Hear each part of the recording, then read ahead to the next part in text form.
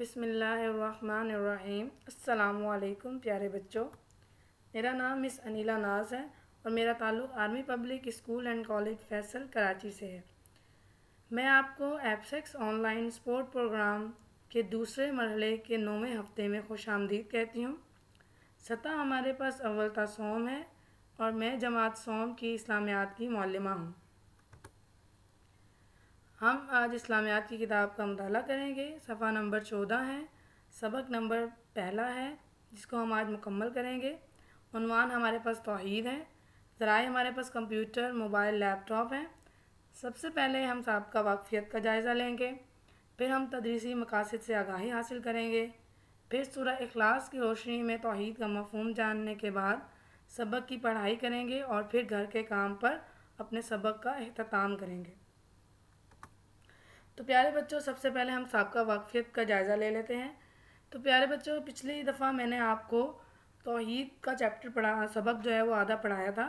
تو توحید کے بارے میں نے آپ کو توحید کے لفظی معنی بھی سمجھائے تھے، لغوی بھی سمجھائے تھے، اور میں نے اس کا آپ کو مفہوم بھی بہت اچھی طرح بتایا تھا۔ قرآن اور حدیث کی روشنی میں بھی توحید کا مطلب جو ہے میں نے آپ کو سمجھایا تھا۔ تو پہلا سوال بھی یہی ہے کہ توحید سے کیا مراد ہے؟ میں امید کرتی ہوں کہ آپ کو اس کا جواب آتا ہوگا، لیکن آپ کی دہرائی کے لیے اور یاد دہانی کے لیے میں اس کو دوبارہ آپ کو بتا دیتی ہوں۔ جی بیٹا، توحید سے مراد ہے اللہ تعالیٰ کو ایک ماننا اور اسی کی عبادت کرنا۔ توحید کا مطلب ہے کہ اللہ کو دل سے ایک ماننا اور زبان سے اس کا اقرار کرنا، مطلب کہ اللہ تعالیٰ ایک ہے اور پھر ہمیں اسی کی عبادت کرنی ہے۔ جی، دوسرا سوال ہے، مسلمان ہونے کے لیے سب سے پہلی اور ضروری چیز کیا ہے؟ مسلمان ہونے کے لیے سب سے پہلی اور ضروری چیز کیا ہے؟ تو بیٹا، اس کا جواب بھی میں آپ کو بتا دیتی ہوں کہ مسلمان ہونے کے لیے سب سے پہلی اور ضروری چیز اللہ کو ایک ماننا اور اسی کی عبادت کرنا ہے۔ اس دنیا کا سارا نظام کس کے حکم سے چل رہا ہے؟ آخری سوال ہے، اس دنیا کا سارا نظام کس کے حکم سے چل رہا ہے؟ تو آپ کو اسکرین کے اوپر نام لکھا ہوا نظر آ رہا ہے۔ جی بچوں، تو اس کا جواب کیا ہے کہ اس دنیا کا سارا نظام اللہ رب العزت کے حکم سے چل رہا ہے۔ جی، تو آج ہمارے سبق کے تدریسی مقاصد جو ہیں وہ ہم دیکھ لیتے ہیں کیا ہیں۔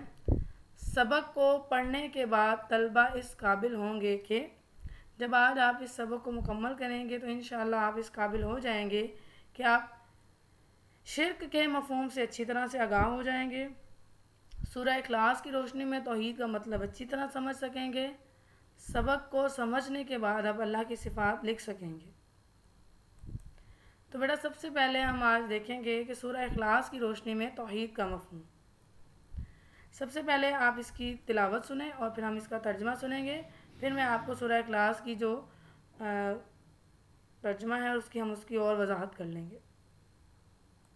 بسم اللہ الرحمن الرحیم۔ شروع اللہ کا نام لے کر جو بڑا مہربان نہایت رحم والا ہے۔ قل هو اللہ احد اللہ الصمد لم یلد ولم یولد ولم یکن له کفوا احد۔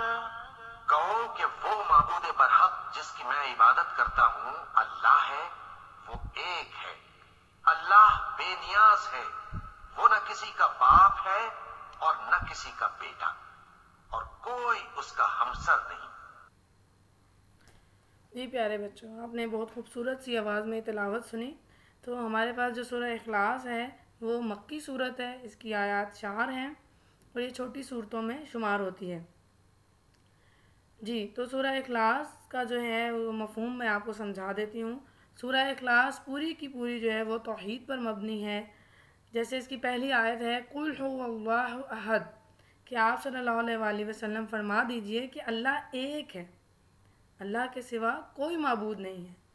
اللہ الصمد، اللہ تعالیٰ بے نیاز ہے، اللہ تعالیٰ ہر چیز سے بے نیاز ہے، بے پرواہ ہے، اس کو کسی چیز کی ضرورت نہیں ہے۔ لم یلد، نہ وہ کسی کا باپ ہے، ولم یولد، نہ وہ کسی کا بیٹا ہے، یعنی اللہ تعالیٰ ہمیشہ سے تھا اور ہمیشہ رہے گا۔ اللہ کی ایک ذات ہے جو ہمیشہ سے تھی اور ہمیشہ رہے گی۔ वलम यकुल्लाहु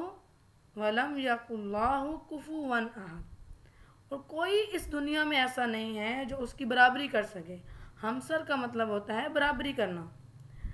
तो सूरह इखलास पूरी तौहीद पर मबनी है। इसकी एक एक आयत ये बात कहती है कि अल्लाह को एक मानो, सिर्फ उसी की इबादत करो, उसके साथ किसी को भी शरीक ना ठहराओ।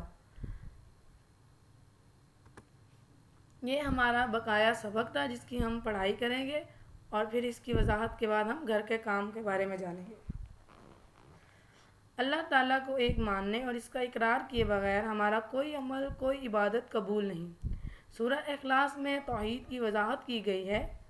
कुल हुवल्लाहु अहद अल्लाहुस समद लम यलिद वलम यूलद वलम यकुन लाहु कुफुवन अहद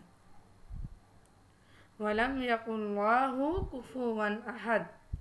आप सल्लल्लाहु अलैहि वसल्लम कह दीजिए कि वो अल्लाह एक है। अल्लाह ताला बेनियाज है, ना उसकी कोई औलाद है, यानी कि ना वो किसी का बाप है, ना वो किसी की औलाद है, यानी कि ना वो किसी का बेटा है, और कोई उसकी बराबरी करने वाला नहीं है। अल्लाह ताला तमाम दुनिया का मालिक है, हम सब इसी के मखलूक हैं, इसलिए हमें इसी की इबादत करनी चाहिए। वो हर चीज़ को जानता है, सब उसी के मोहताज हैं, तमाम नेमतें उसी की दी हुई हैं, ज़िंदगी और मौत उसी के हाथ में है। अल्लाह ताला की ज़ात में किसी को शरीक करना बहुत बड़ा जुल्म और गुनाह है। अल्लाह ताला ने कुरान पाक में फरमाया, तर्जमा सूरह लुक़मान की आयत नंबर 13 का ये तर्जमा है, बिलाशुबा शिर्क अजीम गुनाह है। अल्लाह ताला तमाम खूबियों का मालिक है, वो हर ऐब और ख़ामी से पाक है।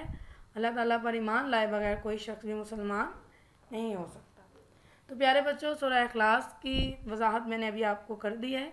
जो नई बात एक और आपको जाननी ज़रूरी है वो है शिर्क। मैं आपको बता देती हूँ कि शिर्क क्या होता है।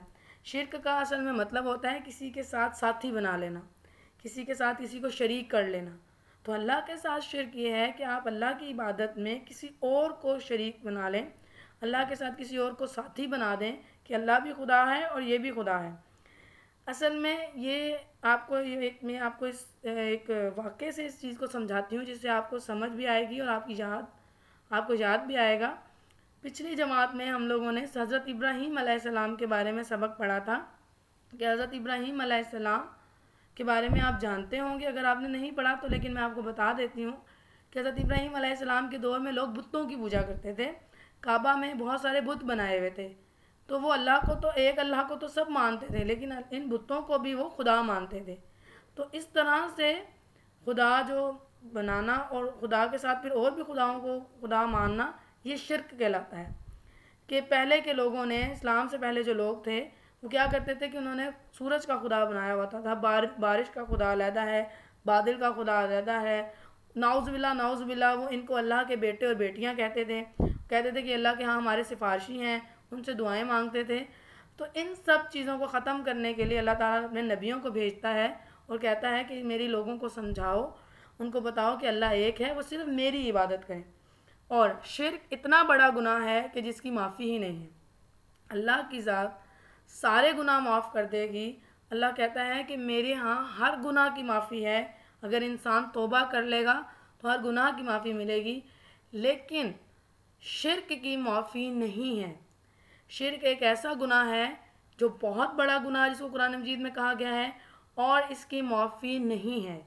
अगर खुदा न खास्ता कोई शिर्क करता फोत हो गया, मुशरिक फोत हो गया, तो क़यामत वाले दिन उसको माफ़ी नहीं मिलेगी।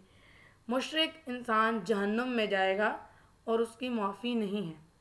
तो अल्लाह ताला को एक मानना इस चीज़ का तकाजा करता है कि हम अल्लाह ही की इबादत करें, उसी से मदद मांगे, उसी से दुआएं मांगे, और अल्लाह की मखलूक से बहुत ज़्यादा प्यार करें, अपने वालिदैन से, अपने असातिज़ा से, अपने बहन भाइयों से, बाकी लोगों से, बाकी आम मखलूक से हम अल्लाह ताला की मखलूक से प्यार करें, क्योंकि अल्लाह भी अपनी मखलूक से बहुत ज़्यादा प्यार करता है। और जो अल्लाह की मखलूक से प्यार करता है, अल्लाह को वो बंदा भी अपना बहुत प्यारा है। तो ये हमारा आज का सबक था जो यहाँ पे ख़त्म हो गया है। अब हम इसके जो घर का काम है उसकी तरफ बढ़ते हैं।